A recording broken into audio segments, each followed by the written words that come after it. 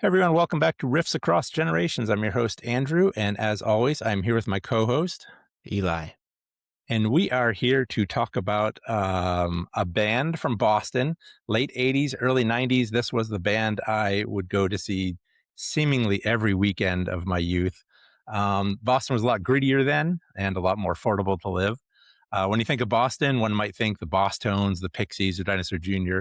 But for me, it was Slapshot, Sam Blackchurch, Wrecking Crew. But more than any other band, it was this band, WARGASM.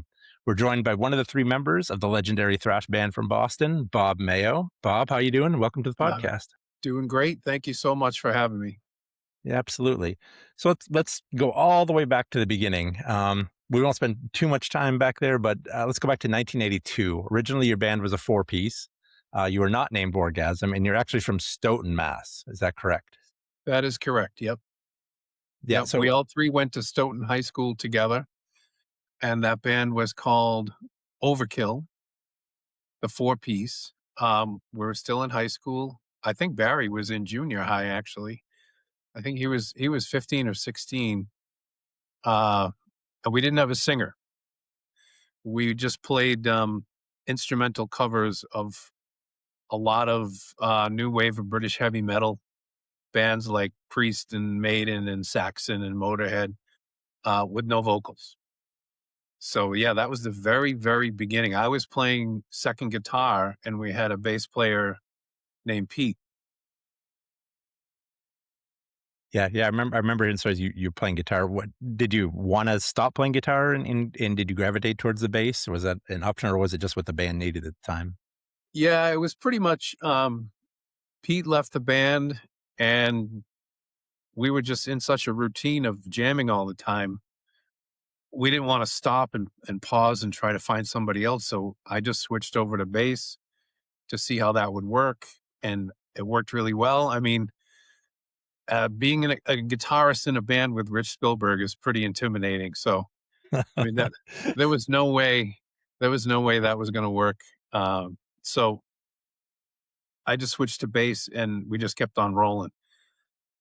And then at that point, we pretty much, we had changed our name to Maniac because we found out, through the underground zines and the tape trading world, we found out there were at least two other overkills Hmm. in the States, including the one from New Jersey. Uh, so we wanted to get serious. So we changed our name to Maniac.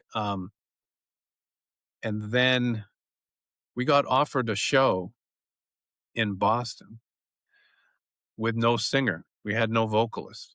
Wow. So we we looked at each other and said, "You do it. No, you do it. No, you do it." And I decided I would give it a try. Um, and that's when we became a complete three piece, and we were able to write uh, songs with lyrics and vocals, and actually accept the gig. We didn't want to take the gig as a instrumental band. We didn't really feel like that was the ultimate goal, and it really wouldn't have gotten us anywhere. So, yeah, once again, I kind of did what the band needed at the time, and uh, it worked out really well because that gig was opening up for Metal Church Nice. in Boston. So the very first show we ever did was supposed to be opening for Metal Church, but Metal Church canceled that day. Uh, That was going to be in Kenmore Square at the Kenmore Club downstairs celebrations. okay. And the promoter called us that day and told us that Metal Church canceled and asked us if we could expand our set and do the whole show. So Yeah, just, great. No problem, right? well, I mean, we were really excited, but we were also terrified. We thought everyone there was going to be pissed off that Metal Church wasn't there. Who is this new band we've never heard of? They've never even done a gig before. But we also thought that they had the potential to be something really great, a great way to expose ourselves to that audience right off the bat. So we added a couple of covers to the set and we did the show, and it was the the greatest start in Boston that we ever could have gotten. that, that unlucky break turned into the most lucky break we probably ever had. It Yeah, was very cool. fantastic. Yeah. Let's fast forward here to 1986, 40 years ago. This was a great year for thrash metal. Uh, Master Puppets released, Raining Blood, Nuclear Assault's Game Over, and you guys recorded a 4-song demo called Satan Stole My Lunch Money. Tell me a bit about the demo and what it was like to shop around with record labels and get it in circulation before the internet. Sure. We had to change our name again because we got an offer from Combat Records to do an EP on their boot camp series. And we got offered to be on Metal Massacre. I don't know which volume it was, volume 9, volume 10. Um, but they told us there are too many maniacs, so you have to change your name. So it took us a while, but we finally came up with Wargasm, changed the name, um, ended up turning down both of those offers. Um, we thought we could do better than both of those. We wanted to save all of our material for the first album. We didn't want to. Metal Blade wanted our best song, and if you give them your best song, then you can't use it for your album because they own it. Boot Camp was the same way. They wanted our strongest material, and we didn't want to give them our strongest material. We were saving it up for if and when we did a proper album. So we passed on both of those. We recorded that demo at Normandy Sound, and the deal was we recorded it for free if, when we got signed, we did the rest of the album at Normandy. That was the deal that we had with Normandy Sound. So we recorded those 4 songs first and immediately started to send it through all the tape trading networks that we were part of all over the world, started to get mail from all over the world. Zines were interviewing us. It really took off. It really did well. We also sent it to a bunch of record companies, big to little, everything in between, and got a couple of responses. But the most positive sounding response was from Rock Hotel Profile. Rock Hotel was basically, it was Chris Williamson, who is a promoter in New York who put on shows at the Ritz. And through his connections in New York, he started his own little label called Rock Hotel, and Profile was the major label that kind of financed it and distributed it. They weren't a major label, but they were the bigger label that financed Rock Hotel, and they promoted the records through Profile. And they promised us tour support, video budgets. They promised us the world. We really wanted to be on Roadrunner at that time. And they showed some interest. They actually flew to Boston to see us at celebrations.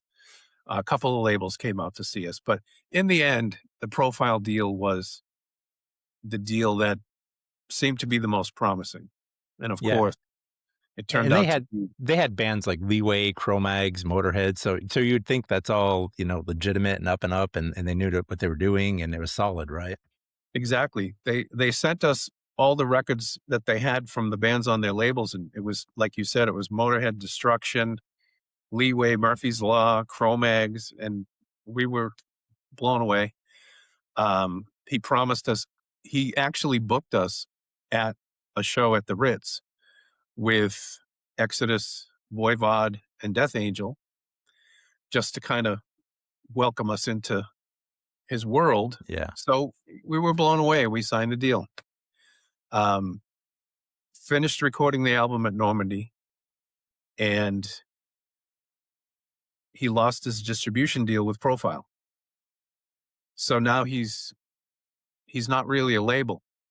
Without that financial backing, he's Chris Williamson. He's a guy. Yeah. Yeah, dude. Yeah. He's a concert promoter. So the Profile, unfortunately, I know I've gone way beyond answering your question about the demo. It's fine. Profile, they They had a #1 record with Run DMC. The Run DMC, I think it was called Tougher Than Leather. Mhm. And that was a #1 Billboard album. And they'd spent zero money on tour support, zero money on radio. So they thought, well, we don't have to spend any money on these metal bands either. Yeah, terrible. And metal is not rap. Metal, you need to go out and you need to play for people. That's how you sell it. You got to get in people's faces. And they just weren't willing to do that. They were stuck with all these hardcore and metal bands they didn't know what to do with. Were not a priority. So we just kind of floundered there for a while. The album did really well. It was reviewed really well. Um, it opened a lot of doors for us. But when it came to anything after that record, they wouldn't even answer the phone. They wouldn't even return calls. They just didn't care. They just let us die. But back to your question, that demo was basically what led us to that record deal, and it started us off in a really great way. Unfortunately, right after that, we kind of hit that giant roadblock and got stuck there. So that's why there's like a 5-year gap in between the first album and the second album, Were because they we were bad people or were they just incompetent people? disinterested, Mm. completely disinterested. They were making money hand over fist with rap. They weren't planning on dealing with us directly. They were much more involved with the rap bands that were actually signed to Profile without the Rock Hotel intermediary. So all the bands, Cro-Mags got screwed, Murphy's Law, Leeway, they all got screwed. The Motorhead and the Destruction, those were licensing deals. So those bands, they weren't really affected one way or another. Those albums all came out in the States on a different label with a different licensing deal. But the bands on Chris's Rock Hotel are the ones that all got screwed. And the thing is, we would have given them a second album if they asked for it, if they paid for it. They never even asked us for it. So we just decided we wanted to get off the label. So we approached the label and asked them if they would let us go. They said no. They asked us if we could find a label to buy us out. They said no. They basically didn't want to do anything positive or negative, neutral. We didn't exist. We were an afterthought to them. So it took us 5 years to finally get free of them, which was the end of the term of the original deal that we signed with Chris was 5 years. So we had to pretty much wait that out before we could sign to another record. Wow. So going back from demo to that album, I first heard you guys through tape trading. I heard Satan Stole My Lunch Money through tape trading. So I'm that guy that you were describing, just, hearing all the bands from around the country. There was no Spotify, there was no internet. So it was all tape trading and reading fanzines and stuff. And that album, when it came out, it's still, I think it's legendary, one of the top thrash albums ever. Did you know when you were writing it and recording it, even with all the bad stuff that happened with the record label, that generations later, people would still be into it and it would still hold the test of time and it would still be such an awesome album? No way. No. When we broke up, um, Barry tried to do a couple different things with different bands. Rich tried to do some stuff immediately right away. I really didn't do much other than some local things. But for us, we had no idea what we were doing. We were just 3 kids who felt like we were getting lucky break after lucky break, and we just took advantage of them all. But we didn't think it was because we were genius songwriters or amazing performers. We just thought we were getting lucky. Right place at the right time and stuff like that. I moved on with my life. I got married. I bought a house. I started a career. Same thing with those 2 guys. And then as the internet happened, that's when everything kind of gained a second life when people could communicate that way about music, Yeah. and that online culture, the underground moved from mailing tapes to Germany to a couple of clicks on the keyboard and the music is there. Um, and stuff that people had never heard before all of a sudden was available right in front of you after just a couple of clicks. So, uh, for me as a fan too, it was amazing. You could finally hear all this stuff anytime you wanted to for free. The stuff that you've heard about forever, but couldn't find a copy of it anywhere. Now it's right on your laptop. So the album kind of gained a second life after that. It had already gone a certain degree of status because it was so well reviewed when it first came out, and the people that knew about it loved it. The thing is not enough people knew about it. Now it's fairly well regarded. Now I've seen it on lists. Every couple of years somebody will bubble up with a list of the top 10 underrated thrash albums, and it's on there. Um, I know Gene Hoglan from Death Angel just did a video last year where I saw he that. picked a couple of records that he thought more people should hear, and we were on that list, Yeah. which is a real honor.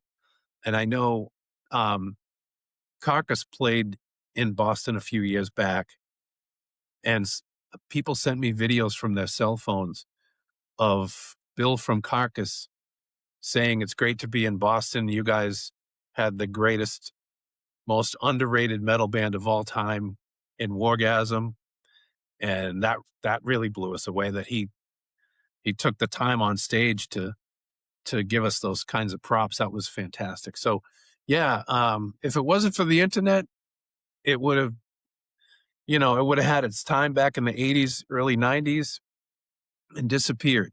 But because of the internet and everything is available all the time, um, it's definitely gained status and recognition that way. It's really gratifying to hear that people still like you said, so many years later, 40 years later, that still people still appreciate it and enjoy it. That's fantastic. Yeah, it's one of the reasons Eli and I well, we decided to start doing this podcast is, he was young and we have a lot of modern bands on, but I also wanted to be able to reach what I was listening to. And then, yeah, instead of going through all my tape collection, he could just turn on the internet and find the songs that I'm talking about and the bands I'm talking about. You guys were on a very short list of bands we wanted to get onto the podcast, but we wanted to wait till we had a big enough reach to make it worth your while. And I think we're at that point. You played with a lot of different. I've seen you with, I guess I should say, with a lot of different types of music, whether it's death metal, hardcore bands, other thrash bands. It seemed like you never not fit in. It didn't matter what the audience was like. It didn't matter who you guys are playing with. You guys were comfortable on stage. Did you ever feel awkward? Or did you ever like go, shit, we're playing to a Cro-Mags crowd, we're playing to a Cannibal Corpse crowd or something like that? Well, to be honest, back in the '80s in Boston, it was hair metal city. And besides that one club at Celebrations, which was real underground metal, Nuclear Assault played there, Exodus played there, all those underground thrash bands played there, Fates Warning, and we played most of those shows with them too.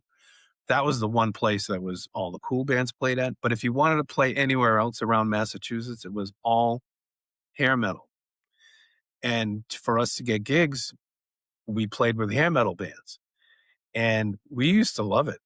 We used to love to look out and just because there'd be girls at these shows, which is a rarity at a thrash show. Sure, sure. There'd be girls at the hair metal shows, and the girls would be horrified. Halfway through the first song, Rich and I would look at each other like they're running away. Like it was just hilarious. But in terms of like making an impact, we were doing what we do. And if there was 5 or 6 people in that crowd that dug it, job done. That's what it's all about. If 100 people hated it, we would just focus on those 5 that liked it. And in terms of like hardcore, I think our music fit really well. with hardcore bands. Um, Death metal, we once booked a tour of Europe with Atheist, and I can't remember who the other death metal band was. Morbid Angel. It was supposed to be 2 death metal bands plus us, and we were at the beginning, we were intimidated. We were like, "I don't know how this is gonna go."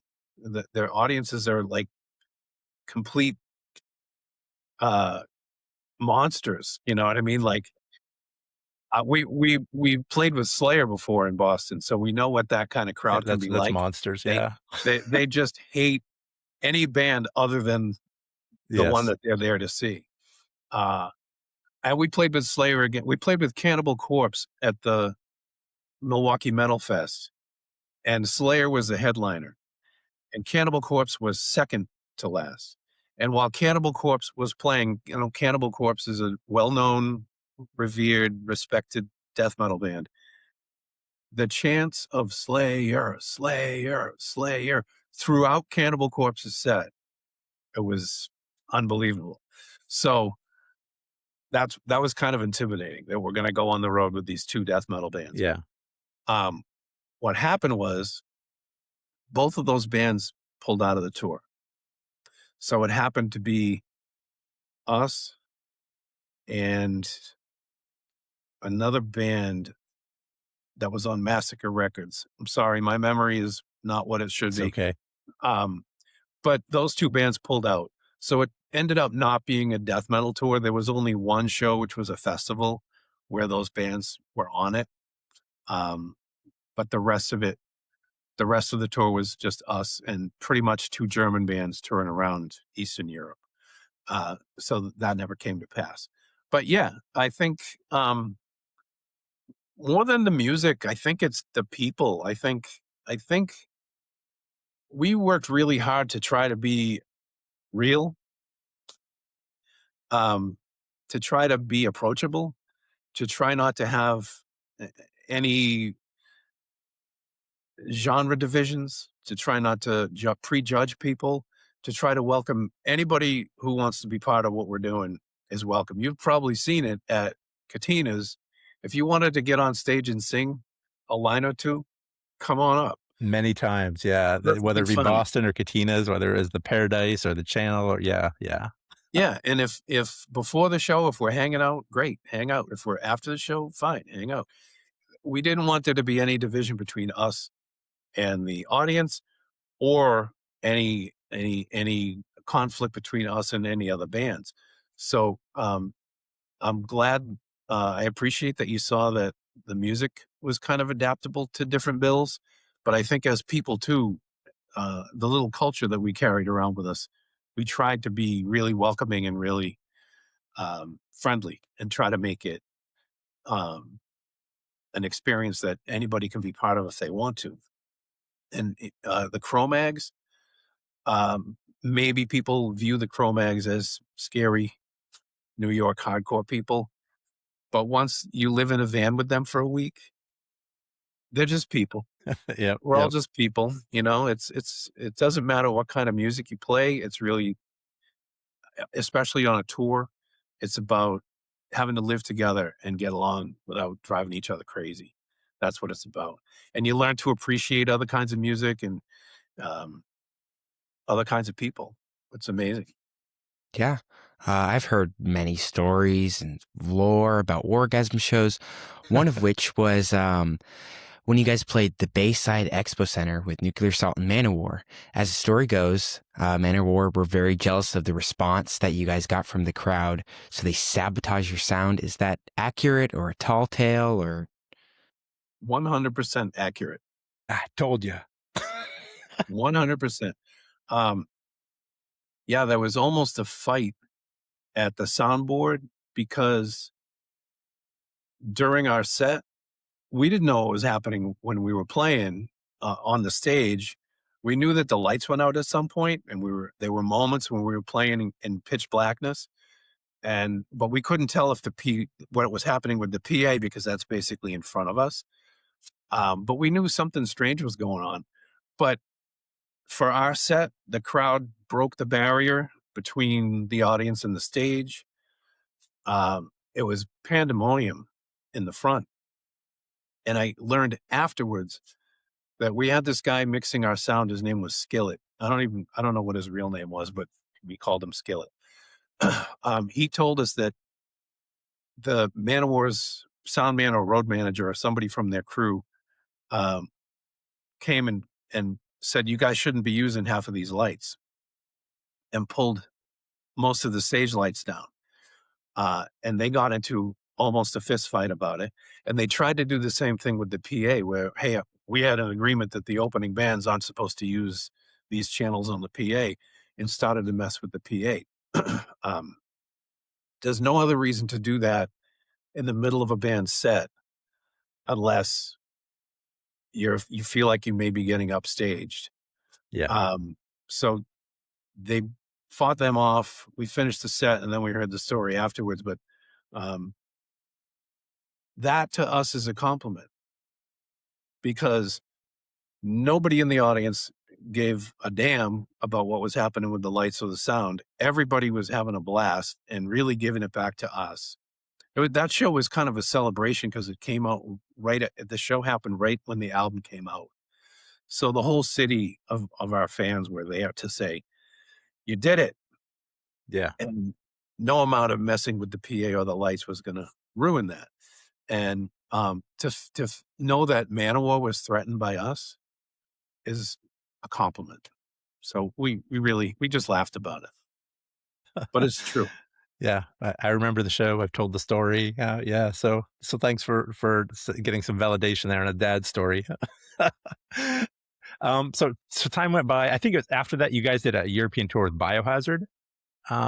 So that was again, you're mixing those genres. Biohazard crowd. You wouldn't think, but it seemed to fit together. That was probably 1990.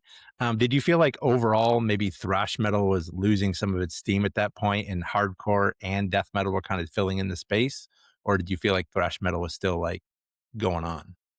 I think that there were two things happening at the same time in that moment. One thing was death metal was kind of the new cool thing, where a few years before thrash metal was the new cool thing. And it was definitely getting more oxygen than thrash metal was. Um, and the second thing that happened was that was during the time when we should have had our second album out, but we didn't because we were still stuck on Profile. So we were still trying to tour and get our names out there as much as we could. We recorded a few more demo tapes, not because we were going to be able to get signed by a label because we were still stuck, but just to give people more product, more songs, and stay in the underground and keep our name out there. So that tour, we were invited onto that tour by Biohazard. And yeah, we were still playing an album that was a couple of years old. And we should have been playing the second album at that time, and it would have been a lot more fresh. Um, it would have been a totally different album if we could have recorded it when we were supposed to have recorded it. So yeah, we were a little bit stuck. We had lost momentum, and we were probably not evolving along with what was happening around us, being stuck on Profile like that. So we did sort of feel like we went to Europe 3 times, and one of the times we went on tour with Tankard, Mm. who are a thrash band. Yep. So that was perfect. It was thrash band. The audiences were there for Tankard and somewhat for us. So it was great. But the other tours with Biohazard was a very hardcore crowd. And the tour we did with the local guys, it was a lot of death metal. Sinister was the other band that was on Yeah. that tour. And Sinister is like a death metal, black metal combo. Like we would just stand and watch those guys play, like, because we had not been exposed to that kind of music before. And the drummers, they were playing like blast beats for 3 minutes straight. Right. And the guitar players who were playing like riffs that their hands were a blur. we were just like, wow, this is like next level stuff. But it wasn't where we were at all, but it was what was happening. Yeah, and let's talk about a little bit when you made those demos and you were kind of not fully shopping them around, but I heard you went and played Concrete Foundations. You were invited out to that. Is that accurate? And can you talk a little bit about what that is, especially for Eli's generation or people younger than us may not know that what Concrete Foundations was, because I don't think anything like that happens anymore. Yeah. So what was that like?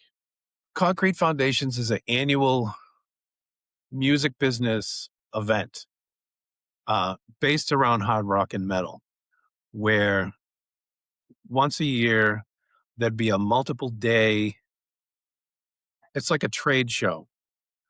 Have you ever been to a car show or a boat show or a home show where all the people who make this stuff converge on one place and reveal what they've got for this year? It's the same way with metal. And Concrete was in California. It was 3 days at a big convention center hotel, and all the labels were there. Tons. Ozzy was there. There were tons of famous people there. Lots of performances happening, but also the record labels, major labels down to indie labels, had their own booths where you could learn about upcoming releases and meet famous people, buy merchandise. There were panel discussions with famous people on them where they would talk about the trends or equipment or gear. It was just a big 3 day metal industry event. And we, again, another lucky break, we were still signed to Profile, but we got an in to perform at the Concrete Foundations as an unsigned band. So specifically, the unsigned band showcases were for labels to go down and see who's going to be the next band we sign. It was perfect for us because we really desperately needed somebody to buy us out from that label and to rescue us from that label. So we wanted as many labels as possible to see us perform. So we played a short set at Concrete, and Massacre Records from Germany saw the show, talked to us immediately afterwards, and we told them the situation. We'd had lawyers to try to get us out of the contract. We're kind of reduced to waiting them out, waiting until the term of the contract ends. We still have another year to go. Can you help us? And Thomas from Massacre called Profile. I don't know how he did it, but they released us from the contract Nice. and they signed us.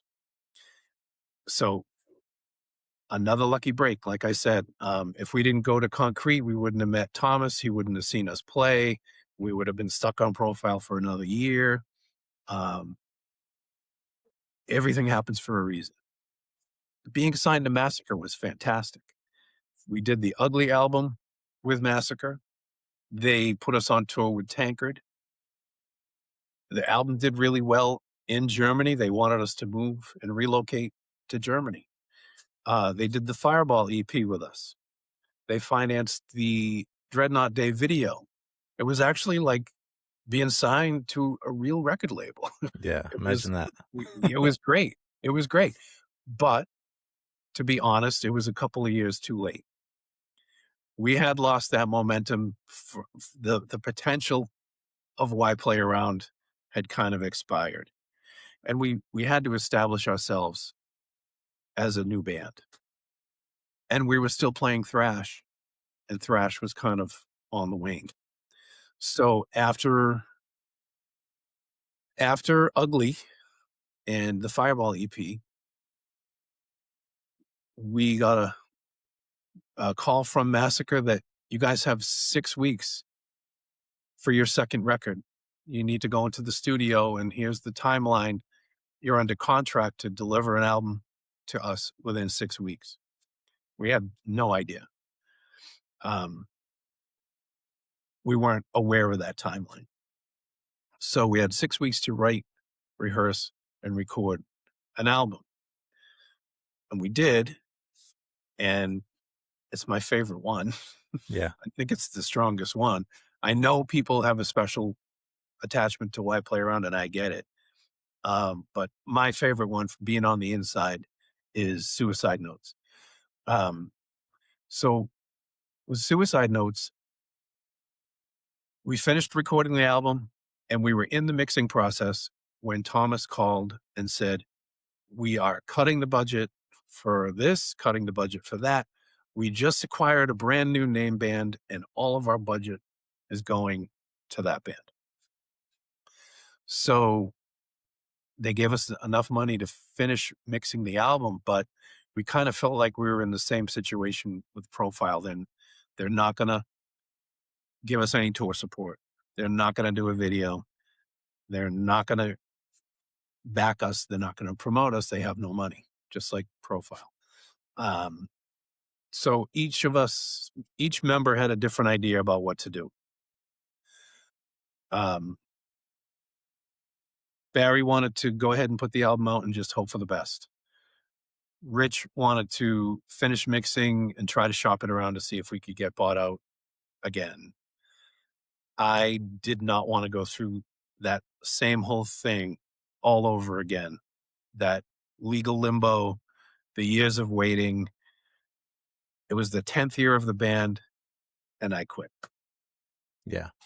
I quit the band, but I made sure before I did, I secured us a deal to release the album through a Dutch label called Transmission and through a Japanese label called King Records. So, I mean, if I quit and the album just disappeared and didn't get finished, I don't know if I could have lived with that. But leaving and at least making sure that the record's going to get out, I felt a little bit better about it. That said, the only people who heard that record live in Japan or Denmark. It was Yeah. not, it did not, was not promoted. They didn't really get behind it because there wasn't a band that could tour it. So they took it and they put it out. They didn't spend any money for it. They just agreed to release it. So they didn't really have anything to lose. But without a band to tour and promote the record, they really didn't see any reason to put any money behind it. So it didn't really do well at all. And that's the irony for me, is that to me, it's our best one. And it's the one that's been heard by the fewest people. Yeah, I know, Eli. What we want to go back and not skip over all that big chunk of orgasms. We have some questions about those EPs and the musical style, and those LPs and musical style. But before we get back there, is that last album also called "What Are You Afraid Of"? Is that the same album? It was originally going to be called "What Are You Afraid Of?" It had a different cover, and it was intended to have a different track list, a different running order. When Transmission got it, they remixed it. They changed the cover. They changed the title.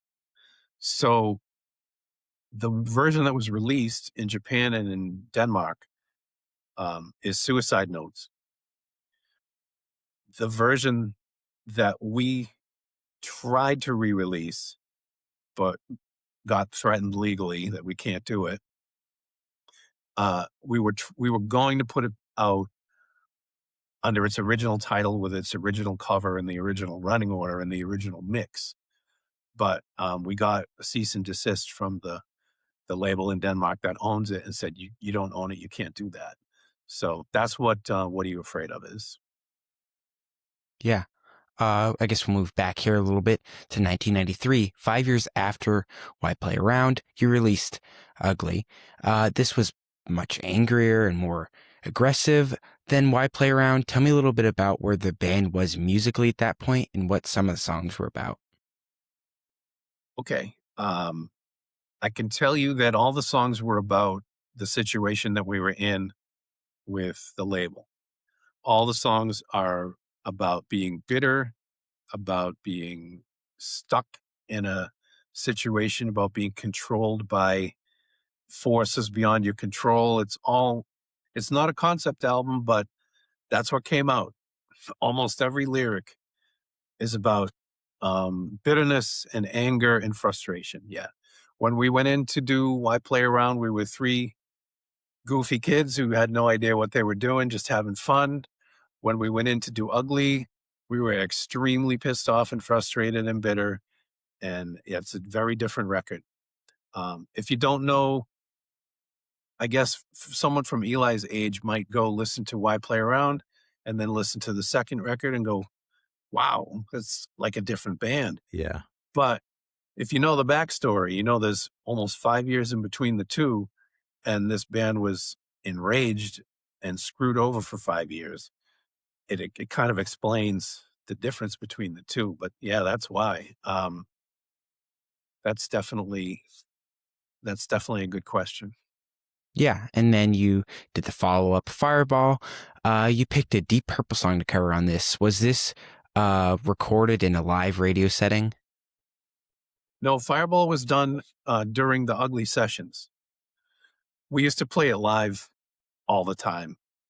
We like throwing a cover in every now and then, and we like to challenge ourselves by playing a song that had different instrumentation than we did. You know, Deep Purple has a keyboard player, and we didn't. So that was fun. The way Rich figured out how to play that keyboard solo on his guitar, stuff like that, just kept things interesting for us as musicians. But we didn't put it on the album. So when we were dealing with Massacre about doing a video, they said we need a piece of product to put out so we can finance the video. And do you have anything in the vaults? And we had that Fireball was mixed, recorded and mixed, just sitting there. So we kind of scraped up some odds and ends, enough to release an EP. And that was an excuse enough for them to actually do a video for us. That was the Fireball EP and the Dreadnought Day video. Yeah, and you guys also did a Slaughter Shack cover on that EP, correct?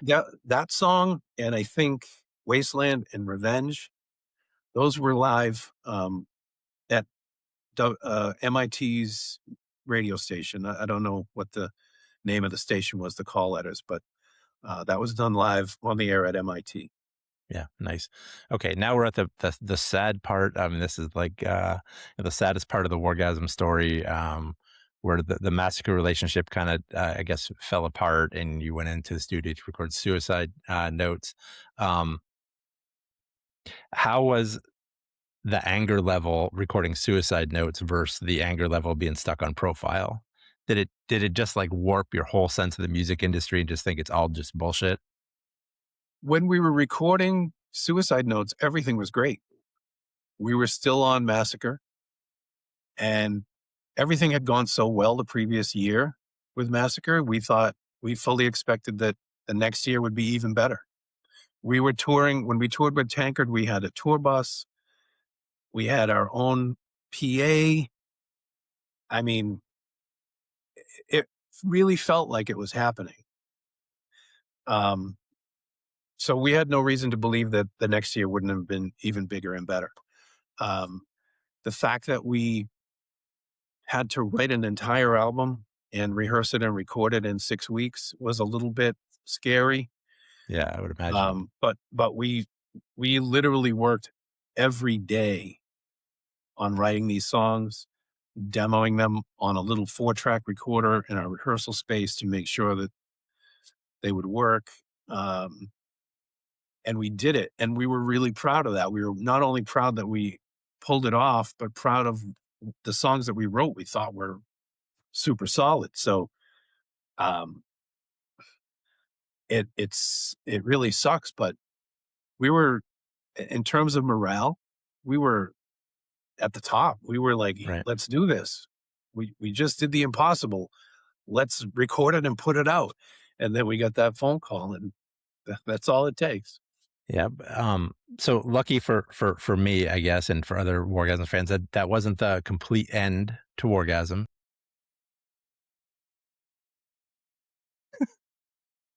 Well, we're back now. Yeah, we're back.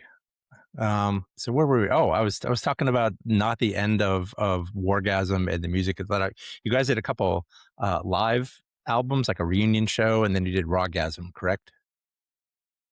Yes, we did a show in 2004 in Boston, uh, which was a benefit show for a friend of ours who runs a nonprofit organization called Rockstars, which is a music education nonprofit. Um, and then that was the one that we recorded that turned into Rawgasm, the DVD and the CD. We also did one in, I want to say 2008 at the same venue. Um, and that one was, we planned to record Why Play Around because I was involved with this reissue project with our albums. I was able to obtain the rights to Ugly, Fireball. I was not able to get Suicide Notes. I was not able to get Why Play Around. And people have been telling us for years, why don't you just re-record it? But that's a recipe for failure because there's no way it would be, it would constantly be compared to the original. And would just not, there's no way it could measure up. So we thought if we did a show and recorded it live, that would be something special. So we played two shows, one in Boston and one in Rhode Island, and recorded both shows.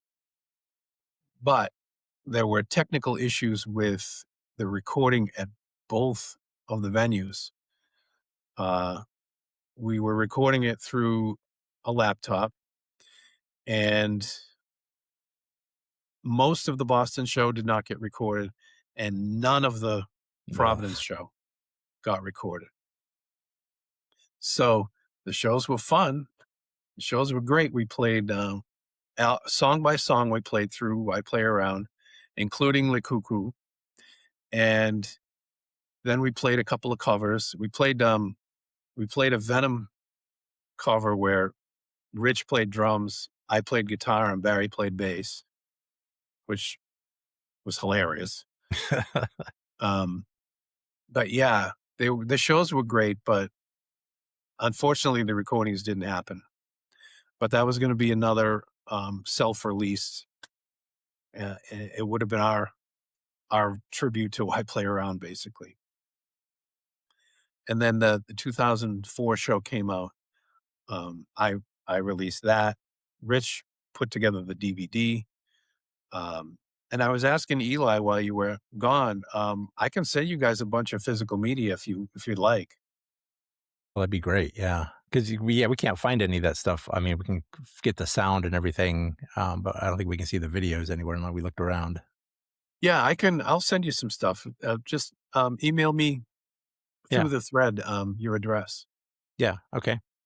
That'd be But great. yeah, so yeah, that was kind of not the end, but kind of the end because uh, Rich has been working in the industry pretty much since back then, since 2008, 2010. He's worked for some big names: Josh Groban, Ringo Starr. Um, he's gone out with, right now he's working for Bruce Springsteen. Wow. He's been working for Bruce for the last 5 or 6 years since COVID.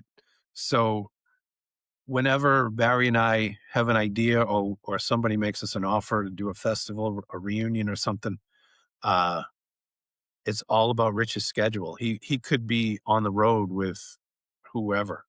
So we haven't been able to make it happen um, based on that pretty much. So you never know. I never say never, but it hasn't been possible yet. Yeah. And, Yeah. um, I guess the last piece of, music that I saw you guys put out, or maybe, I don't even know where I saw it, but Rumors of War, I guess it's a collection of all your demos. Yep, that was the last one of the self releases. It was all the demo tapes we've done. Um, remastered, not remixed, but remastered, um, all put together on the one CD. And the liner notes explain the circumstances of each CD and all that. It's pretty cool. The physical media of that is completely sold out. All this stuff is on Spotify, I'm pretty sure. I have a lot of the DVD, and I have a couple of copies of the other stuff too that I'm happy to send you guys. Yeah, very nice. The Uh, Bandcamp, if you go to Bandcamp, everything is on Bandcamp for free to stream for free. Wargasm's Bandcamp page. Maybe that's where I Yep. saw. Yeah, maybe that's where I saw it. Was yeah, Yeah. cool. Everything that we've mentioned so far is available up there for free. So yeah. We'll talk Boston a little here and the Boston music scene from the Boston heyday of the late 80s or early 90s. Who are the bands that every young person would be right now should go back through and listen to all their stuff and just check them out? okay, great question. Ready? Malaya Rage, Formicide, Bad Karma, and Temporary Insanity. I know Temporary Insanity and Formicide and Malaya, all that stuff. I don't know if they have Bandcamp pages. I know Malaya Rage has a Bandcamp page. I've got their cassette tapes here. Yeah, Yeah. The yeah. originals, right? Feeling like a honey bun. Yeah, yeah. Temporary insanity. Yeah, Temporary Insanity, I think over the years, that album, I mean, it's grown in stature. yeah, It's everybody loves that record now, and it's out on CD too if you can find it. And Formicide was ridiculously good. yeah. They didn't last very long. They never got to do an album, but their demos are collected on a CD. Actually, you know what? Give me a sec.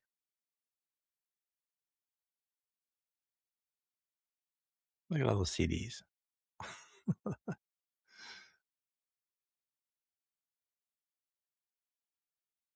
Here's Rumors of War. But yeah. There it is.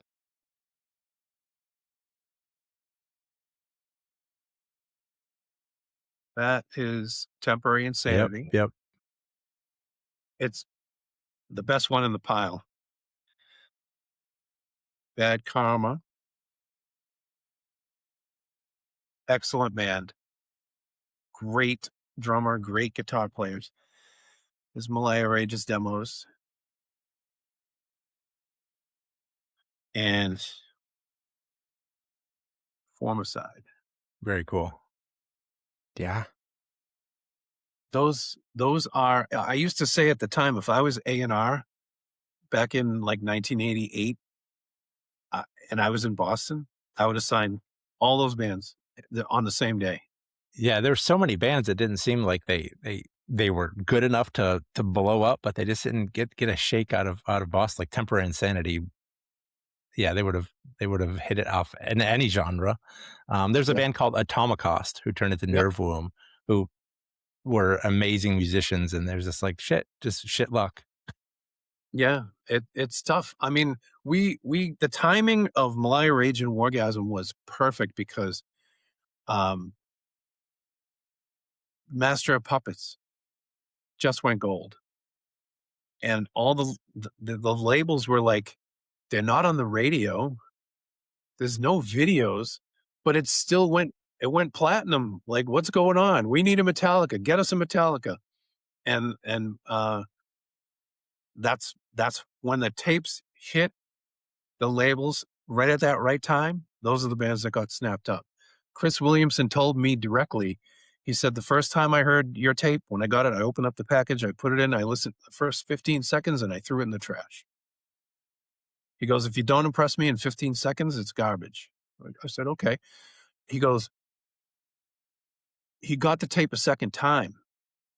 And the second time he got it was because Rich went down to Lemoore in Brooklyn with a box of tapes of Satan Stole My Lunch Money. And he walked through the crowd and he said, hey, here's a cool tape. Take a tape, take a tape. And Chris Williamson said he went to work one morning in his office and there's some music playing. The people that worked in his office were playing the music, and he goes, "What's this?" And they said, "WARGASM. This is the hottest demo around right now. You haven't heard of these guys? This is the shit right here."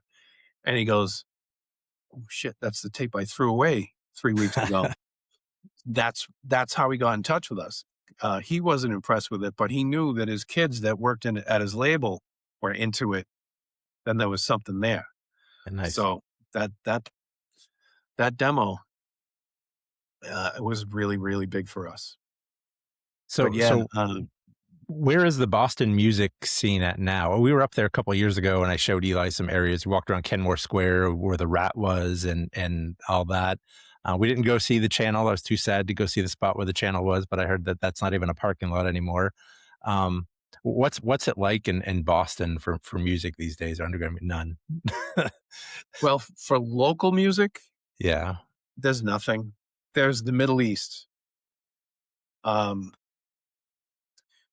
The venues in Boston for local music are bars, and I'm not knocking bars, but it's not even a nightclub.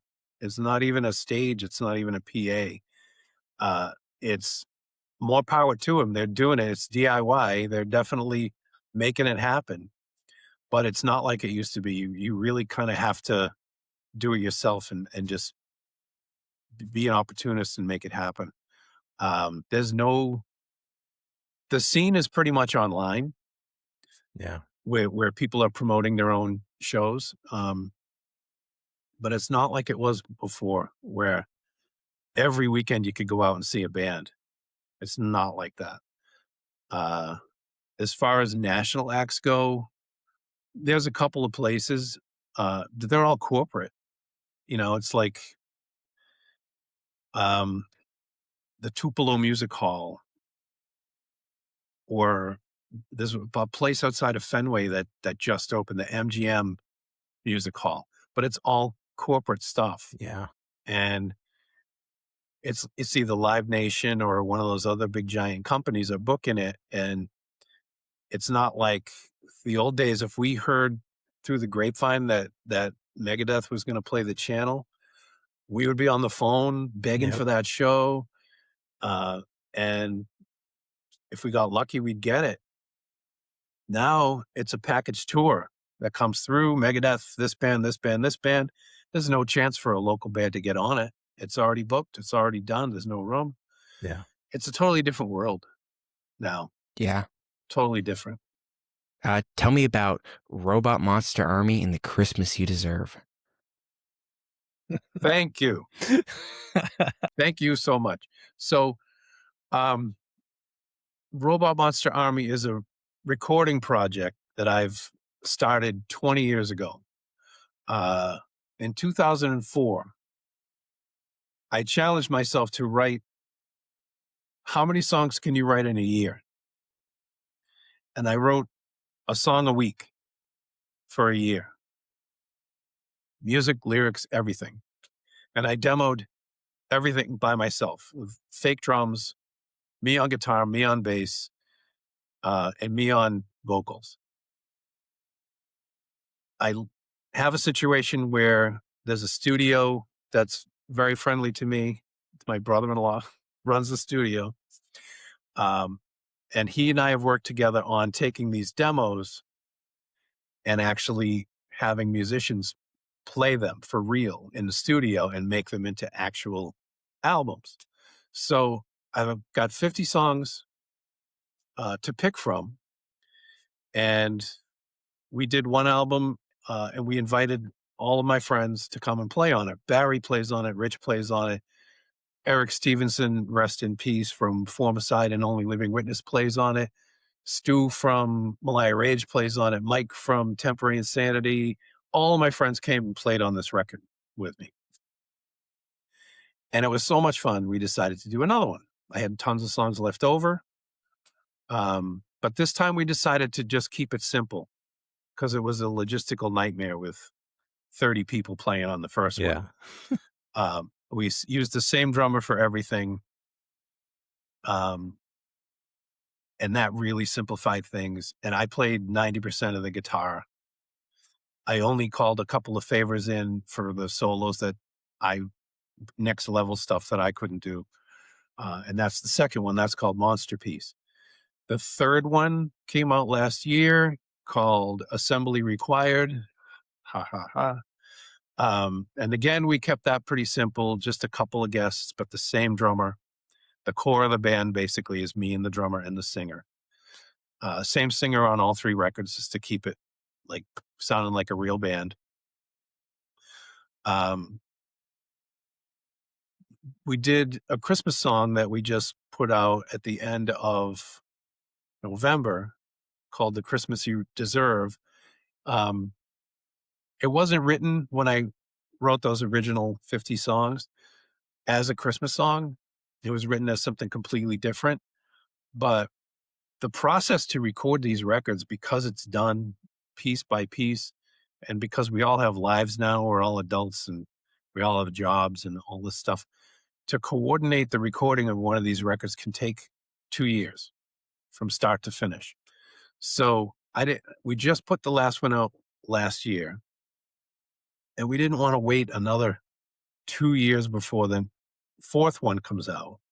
So we decided to take one of the tunes and turn it into a Christmas song and throw it out there before Christmas, just as a how you doing kind Still of here. thing. So that's the origin of that song. And I wanted to write it lyrically. I wanted it to kind of stick out from. I'm not a religious person. I'm not crazy about Christmas and all that stuff. It's not like your average Christmas song. It's a little bit. Hopefully, people find it a little bit funny, and it's a little bit edgy. Um, but yeah, that was just kind of a reminder that we're still around, and we are working on the fourth one right now. That there's 4 more drum tracks to finish on the fourth one, and then we start guitars. And those 4 drum tracks have taken a year because we move at a snail's pace, but it gets done. Yeah. Well, this has been an amazing journey. How can fans of Wargasm find more music than what is up on Spotify? I'm not sure what's on Spotify right now. I think the best place to go is Bandcamp because I know that has everything. It doesn't have Why Play Around because we don't own it, and it doesn't have Suicide Notes because we don't own it. But everything else is on Bandcamp. Um, Suicide Notes can be had if you contact the band directly. There's some magic that we can work out to make that happen, which we can't discuss on a podcast. But yeah, that's a possibility. And Why Play Around is on Spotify. Yeah. Yeah. Absolutely. And all the Robot Monster Army stuff too is on Bandcamp as well. Very cool. Okay, Bob, this has been a pleasure. I can't thank you enough for coming on to our little podcast here and sharing the history of Wargasm.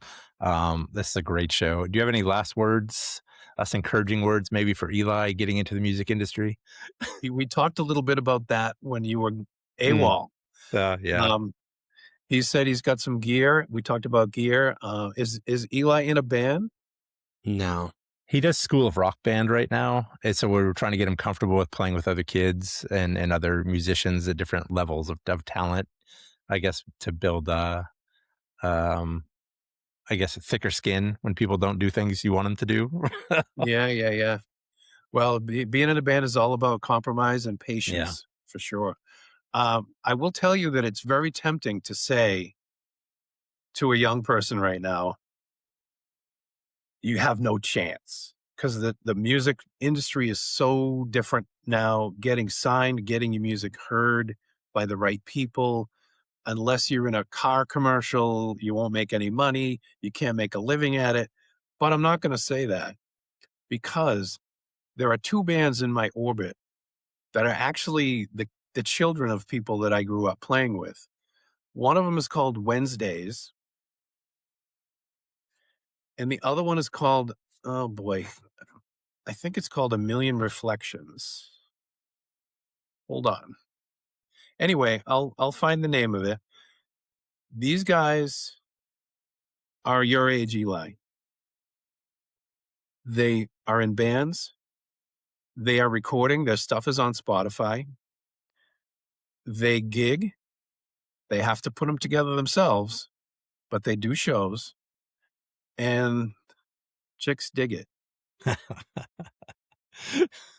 So I would encourage you to pursue it for, for artistic reasons, but also for social reasons and just put your art out there. Just get yourself out there, express yourself. Playing music is a gateway to friendships and to relationships. When I was in high school, my family was extremely dysfunctional. I was not the most outgoing person. I had a lot of anxiety.